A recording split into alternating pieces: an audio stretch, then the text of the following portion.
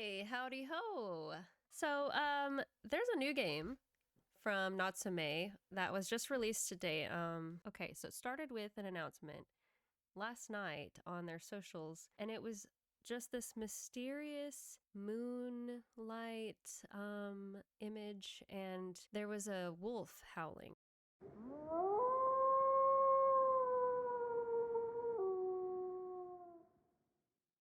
I almost made a video about it last night, but I could not find any other information that would give any idea what is gonna come, right? So I was like, well, I don't want to make a video yet. I'll just wait until the announcement, which we now have. The announcement is there's a game coming out to Nintendo Switch 2, Nintendo Switch, PlayStation 5, Xbox Series X, S, and Steam. So the latest announcement is that the next entry of the Harvest Moon franchise is Harvest Moon Echoes of Teradea, I guess is how I say it. I'm sure that's wrong. The main idea of the game is the mist of the Forest of Echoes now covers the land of Teradea, and outside of Bloomfield Village, where you were raised, wild wolves appear at night. There are even rumors of a large guardian wolf that rules them all. But you and your best friend are about to change that. Throwing caution to the wind, you'll set out on a mission to tame those wolves and end up unlocking a journey far greater than you imagined. And I will say it looks really, really cool. It's beautiful, honestly, from the screenshots that they're giving us. So we'll go through all the different screenshots and talk about those. Okay, so first they released the picture of the logo, and it's very reminiscent. Okay, so to describe the picture, it's a tree stump that has a plant sprouting from the middle of it. So it's very reminiscent of the earlier Story Seasons, Harvest Moon, whatever games, where there's like a tree that kind of represents the health of the island based on their like spiritual connection with the harvest goddess. And usually the tree is dying, or there's the island, is all the basically parts of nature are not doing very well. And it's because people have lost their connection to nature and their connection to the harvest goddess. It's always people have forgotten about her. And so she's dying, basically. Like she lives through the land. And so it kind of reminds me of that. So I'm kind of curious about that. The second image is a screenshot from the game. It looks like the farm, and there's a giant barn and silo in the background, which is beautiful. I like the special attention to the details, like the planter, the hanging planters, the bell hanging on the wall. The windows are cute. I really like the image of the cow on the front. I'm really impressed with this photo. It makes me excited to play because it looks really good. It's really pretty. It looks very similar to Winds of Anthos, but they've made a few improvements over time. Hopefully it seems that way. This kind of seems to be like the starter town or village because you can see the other buildings in the background. It's springtime because there's a cherry blossom leaf blowing in the wind over to the left. And I do want to say I like the character design so far. I like his outfit, and you'll see more of it in the next couple images. Yeah, so there's his outfit. And like I said, you could see the cherry blossoms was a part of the last one. So this seems to be screenshots from maybe the beginning of the game, unless it's kind of similar to Winds of Anthos, where the world itself is kind of split into different seasons as a theme for their towns. If you played Winds of Anthos, then you know that when you start the game, you're in the town or village that is spring themed. And so this is very similar to that vibe. I'm kind of hoping they didn't keep that as a part of the game, this game. It was interesting, and it made the game interesting because you could grow crops from different seasons year round, depending on where you were at, or if you wanted to grow them in different plots across the whole place, the whole world, then you could, but it kind of made it too difficult for me. Like, it made the game more about I have to visit all my plots and make sure I water all my crops and things, and I just kind of didn't like that. It made it a little too like micromanagey for me instead of just enjoying running around exploring and playing the game itself. So far this is beautiful, but I do hope they are just, I hope that the seasons are similar across the land. This is the first image that we see of the female protagonist, or yeah, I'm guessing that it mentioned that you're best friends, and so I'm wondering if you play as a male or female, and then your best friend is the opposite. So whoever you don't play as, your best friend will be the other character. So I'm guessing this is when they play as a female, and or maybe it's their best friend just riding in on a horse and jumping over a ramp. I don't know. What you can tell from this image is that there's going to be something special with riding horses, because there's maybe like a course or something you can go on. And then you can see in the background, looks like a giant palm of some sort, the tree. And it reminds me of the landscape from Winds of Anthos, where you're in a desert and there's sand and you have to combat that. So I'm wondering, it's starting to feel like a little bit like what I was saying earlier, where each region has a different weather and like seasonal and environmental differences. So like the desert, it looks like that would be a desert maybe because it's very like cliffy and raggedy and ragged is what I mean to say. Okay, and in this one you can see the cute little angry wolves. We'll get them. And whichever character you're playing as, and then your best friend, whatever. So it's like you and your best friend are being, it looks like, surrounded by the wolves that are for some reason becoming very active in the world. I guess that's the premise of the game. It's still in that first, it seems like it's still in the first area of the game with the cherry blossoms, and it seems like this is maybe your first interaction with the wolves. So they're scared. So I'm wondering what's going to happen there.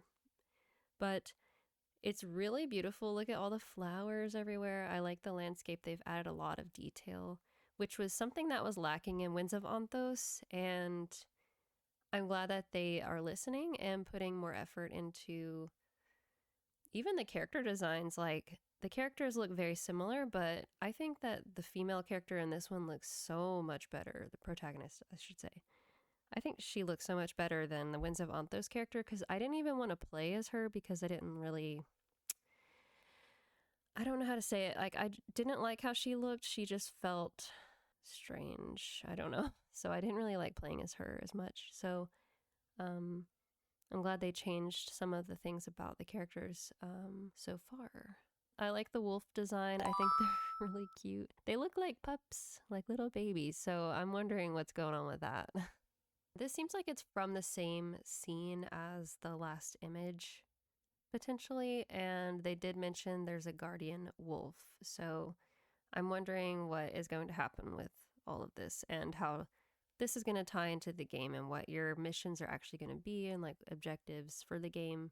I really like her design. Seems like it's a female. From the history of these games, I would bet it's a female because obviously Harvest Goddess, our queen. But anyway, I'm glad that they're bringing some kind of magical, or not paranormal, but, and I don't want to say spiritual and give people the wrong idea, but some kind of element that is magical to their games besides the harvest sprites or the nature sprites, because that was a big part of this series before, was having magical elements to it that made it really interesting and different. It wasn't just about farming, it was about honoring the land and kind of just learning like respect in general for the earth. And at least that's what I got out of it. And when I was a kid, like, I even gathered that from the games. So I'm glad that they're bringing this back. And it's not just like a harvest goddess who's like acting like a brat, honestly. In the last, games, she's been kind of childish. I like the idea that they're gonna have a guardian wolf. It's pretty cool. It looks like it's the Forest of Echoes, which is what is mentioned in the description of the game. But it could be any part of the land, since it did mention that the mist from the Forest of Echoes is covering the land now. And that's obviously something unusual. And I'm wondering what connection this has with the wolves and the guardian, and what we're supposed to do about it, and why we even care to tame the wolves. So I'm wondering if something is out of balance, or maybe the guardian wolf is bad. I don't know. But apparently we're supposed to do something about that. But this is a pretty cool shot. It's kind of spooky, and it definitely gives the Lost Woods vibes from the Zelda games.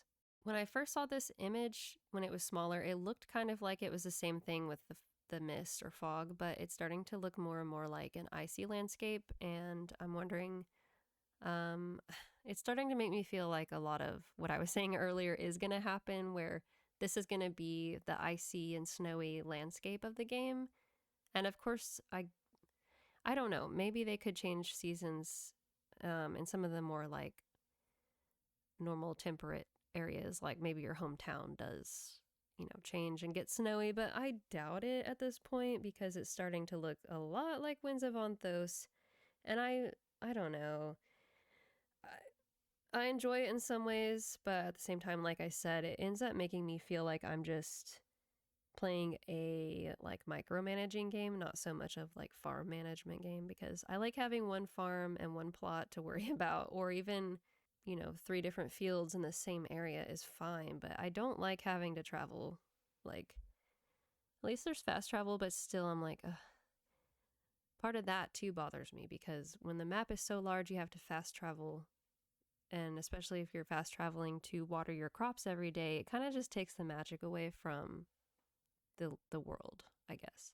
But anyway, I digress. This looks like maybe an opening scene to whenever you discover potentially a new village or something in the icy mountainous region. I'm gonna guess it looks like some sheer cliffs on the side. So yeah, it is exciting, because I'm wondering what the world is gonna look like.